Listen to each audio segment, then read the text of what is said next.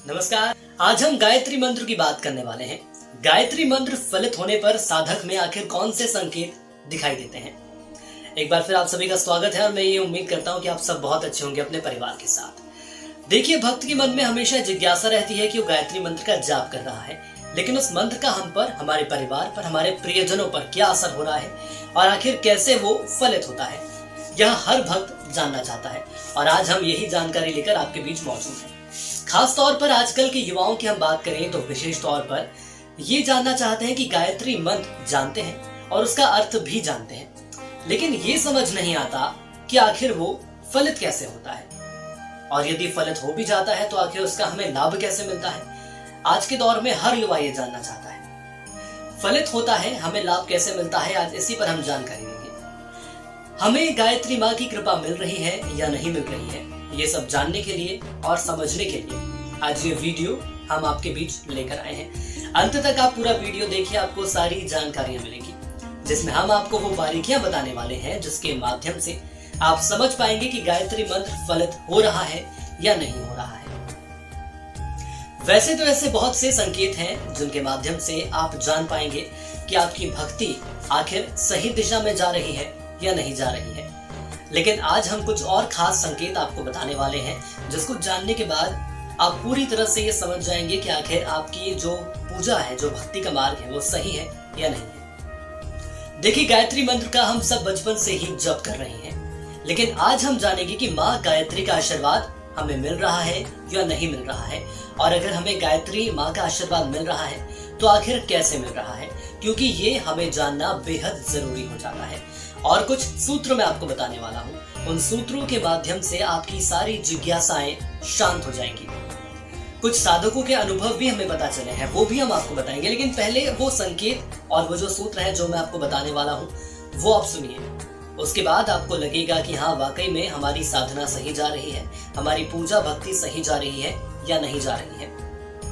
देखिए, पहला और सबसे खास संकेत यह है कि सुबह उठने के लिए हम अलार्म लगाते हैं। आमतौर पर यदि मैं बात करूं कि मुझे दफ्तर जाना है तो सुबह में अलार्म लगाऊंगा, ये हर एक व्यक्ति के साथ होता ही है।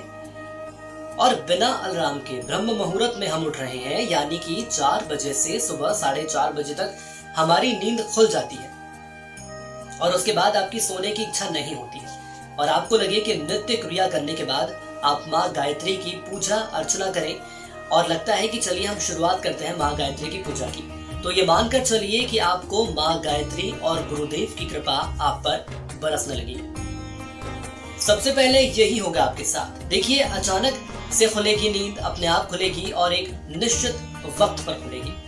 ब्रह्म मुहूर्त सबसे शुभ मुहूर्त माना जाता है। उस समय कोई साधना आप करते हैं तो उसका फल आपको ज्यादा और जल्दी मिलने लगता है। और देखिए, ब्रह्म मुहूर्त में उठने के कितने फायदे हैं, इसको लेकर पहले भी हमने वीडियो बनाया था और हमारे चैनल के माध्यम से ऐसी जानकारियां आप तक पहुंचाई भी जाती हैं। देखिए, नींद आपकी अपने आप खुलेगी तो प्रफुल्लता आने लगेगी। अब दूसरे संकेत को समझिए। जब आप साधना करते हैं तो तेज और एक खुशबूदार सुगंध आपके साथ रहती है। वो सुगंध दिन भर आपके साथ रहेगी। आपको महसूस होगा कि ये सुगंध बहुत सुकून देने वाली है और 24 घंटे मेरे साथ ये पवित्र सुगंध रहती है। आपको अपने आप में बेहतर महसूस होगा। तीसरा सूत्र, जब आप साधना करना शुरू करेंगे तो आपको लगे कि किसी ने आपको स्पर्श किया है। रोम रोम प्रफुल्लित आपका होने लगेगा, आपको स्पर्श कर रही है कोई चीज, ऐसा महसूस आपको होगा। आपको महसूस होगा कि कोई एक शक्तिशाली ऊर्जा का संचार मेरे अंदर हो रहा है। शक्तिशाली ऊर्जा मुझे बहुत स्नेह कर रही है, प्रेम कर रही है, या मैं ये कह सकता हूं कि हमें दुलार रही है, ऐसा महसूस होगा आपको। और यह अनुभव आपके साथ हमेशा रहेगा। वक्त वक्त पर आपको लगता रहेगा कि किसी खास शक्ति का दुलार, जो प्रेम है, वो आपके साथ बना हुआ है। ये बहुत ही शुभ संकेत भी माना जाता है। आपको लगेगा कि आप कभी अकेले नहीं हो। इसके अलावा अगर हम अगले सूत्र की बात करें तो जब आप गायत्री साधना करते हैं तो आपको महसूस होने लगेगा कि आपको सूर्य की किरणों का एहसास होगा। देखिए, आमतौर पर ऐसा होता नहीं है कि किरणों का हमें एहसास हो। यह अलग बात है कि सूर्य की किरणें हमें लगती हैं, लेकिन उसका एक एहसास अलग होगा।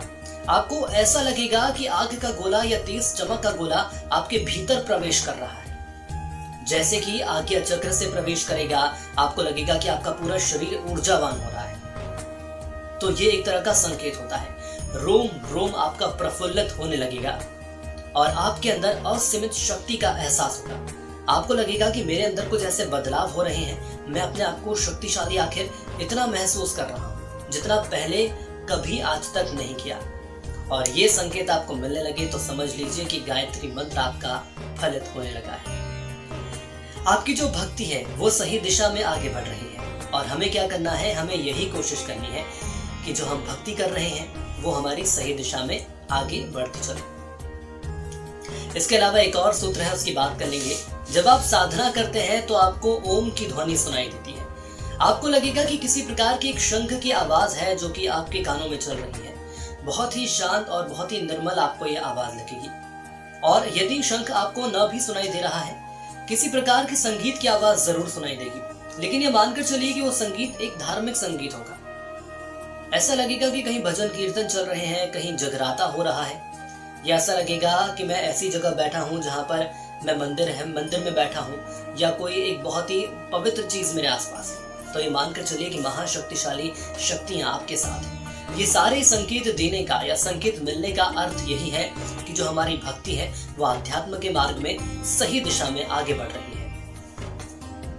इसके अलावा एक और संकेत है, जब आप नींद में होते हैं, निद्रा में होते हैं, आपको सपने आते हैं। और सपने तो लगभग सभी को आते हैं, देखिए, लेकिन यदि पवित्र सपने आपको आ रहे हैं, जैसे कि आपको कोई छोटी बच्ची दिख रही है, आप उसको दुलार कर रहे हैं, या आपको उस छोटी बच्ची में माता का स्वरूप नजर आ रहा है, भले ही वो आपके दूर हो या आपके पास हो, आपको माता रानी की वेशभूषा में वो बच्ची नजर आ रही है। आमतौर पर आपने देखा भी होगा, नवरात्रि में हम देखते हैं ऐसी झांकियां भी रहती हैं जहां पर हमें ऐसे दर्शन भी होते हैं। गुरुदेव या माता जी नजर आ रहे हैं, ये मानकर चलिए। पवित्र तीर्थ स्थल के यदि आपको दर्शन हो रहे हैं तो ये मानकर चलिए कि जो कृपा है वो आप पर बरसनी शुरू हो गई है। इसके अलावा हम और आगे बढ़ेंगे और ऐसे संकेत की बात करेंगे। ये तो मैंने कुछ आपको संकेत बताए जो बहुत ही खास है, लेकिन कुछ सामान्य संकेत भी हैं, वो भी आप जान लीजिए।